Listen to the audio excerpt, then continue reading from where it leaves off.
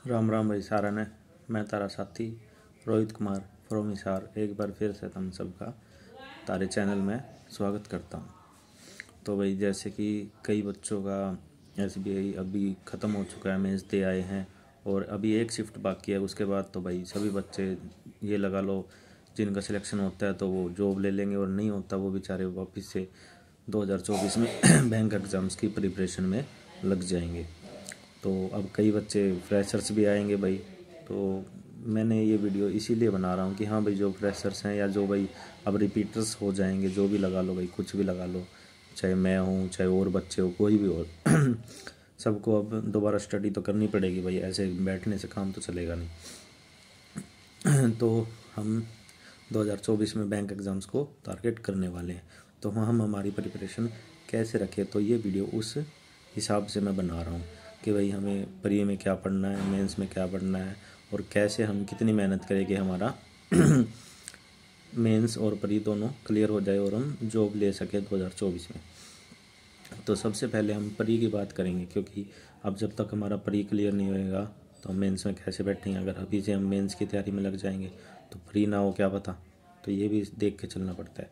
तो भाई मैं तो यही कहूँगा मेरे हिसाब से कि भाई सबसे पहले हमें प्री के सारे कॉन्सेप्ट्स क्लियर करने चाहिए। अब जैसे RRBPO और क्लर्क है तो हमें प्री उठाना चाहिए भाई। हाँ भाई हम हमारी प्री के कॉन्सेप्ट क्लियर कर लेंगे 2 मंथ में। ये लगा लो अप्रैल, अभी मार्च अप्रैल और भाई मई आधा लगा लो, 2.5 मंथ में भाई पूरा भी लगाते हैं तो 2.5-3 मंथ में हमारा प्री क्लियर हो जाएगा भाई। हाँ हमारे कॉन्सेप्ट क्लियर हो जाएंगे, टॉपिक भी क्लियर हो जाएंगे प्री के। उसके बाद हम जैसे प्री क्लियर करते हैं, कॉन्सेप्ट्स क्लियर करते हैं, हमारा जो भी लगा लो बेस क्लियर करते हैं, तो हम डेली एक मॉक करेंगे जिससे हमें हमारी गलतियों का पता लगे कि हाँ भाई हम यहाँ पे गलत हैं। मॉक्स करेंगे तो उनको एनालाइज करेंगे तो हमें ऑब्वियस सी बात है कि भाई पता लग जाएगा हमें हमारी गलती होती है, हाँ भाई कहाँ पे क्या गलती करी है। और ज़रूरी नहीं है कि हम कोर्स ही लें इसके लिए। यूट्यूब जो हमारा है बहुत लगा लो बहुत सारा डाटा है यूट्यूब पे जो हमें मिल जाएगा। अब जैसे कि अब यूट्यूब पे बहुत सारा डाटा है भाई, हम प्री के लिए तैयारी आराम से कर सकते हैं। हमें टॉपिक क्लियर करने हैं, जैसे ये लगा लो 120 रूल्स ऑफ ग्रामर हो गए, तो भाई मैं तो प्रेफर करूँगा निमिषा मैम को, क्योंकि मैंने खुद उनसे किया है। तो मैं आपको भी बढ़िया ही बताऊँगा, निमिषा मैम के 120 रूल्स ऑफ ग्रामर कर लेंगे ना तो उससे हमारा इंग्लिश का ये लगा लो ग्रामर का टॉपिक तो क्लियर हो ही जाएगा। और डेली एडिटोरियल होता ही है, यूट्यूब पे करवाते हैं, सब करवाते हैं। तो भाई यूट्यूब पे एडिटोरियल करेंगे तो उससे हमारा बढ़िया ये लगा लो वो कब वगैरह बढ़ेगी। ठीक है। मैथ के लिए भाई मैंने बैच लिया हुआ है, तो मैं तो यही कहूँगा अगर कोई बैच नहीं ले सकता तो यूट्यूब पे बहुत सर हैं, जैसे हर्षल अग्रवाल हैं, अरुण रावत है, आशीष अरोड़ा है। तो भाई जिसको पढ़ के देख लो एक बार, जिसको जिसका समझ आता है वो कर ले भाई। मैंने तो मैथ्स का बैच ही लिया है, कोर्स ही लिया हुआ भाई। ठीक है।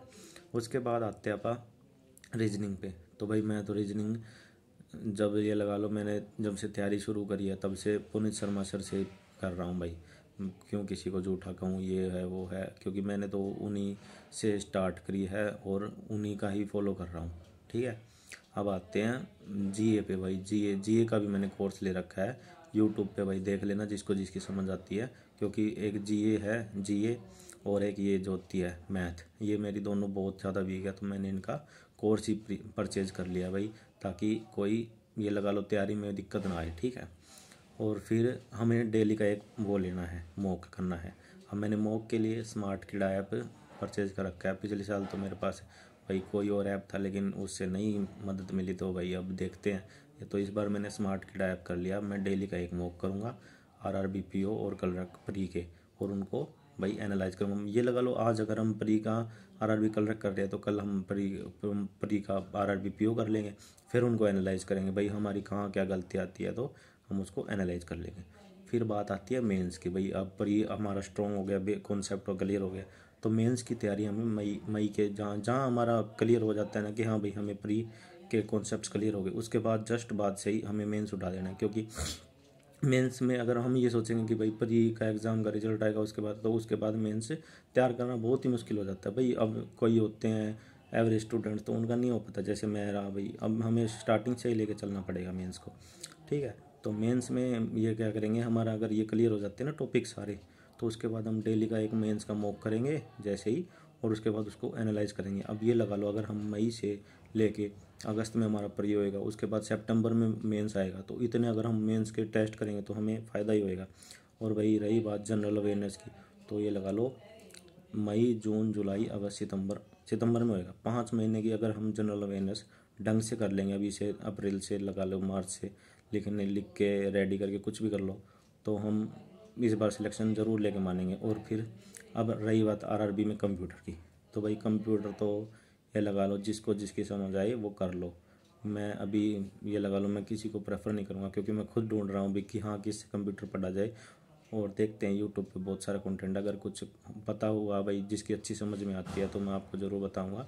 ठीक है गाइज, बाकी मैं अब टू डू लिस्ट भी बनाना शुरू करूँगा मेरे SBI मेंस के बाद, तो कृपया करके वो वीडियोस देख ले सारी। ठीक है, thank you guys, have a nice day and please subscribe my channel, और बताना कि बच्चों कैसी वीडियो लगी है। ठीक है, थैंक यू गाइज।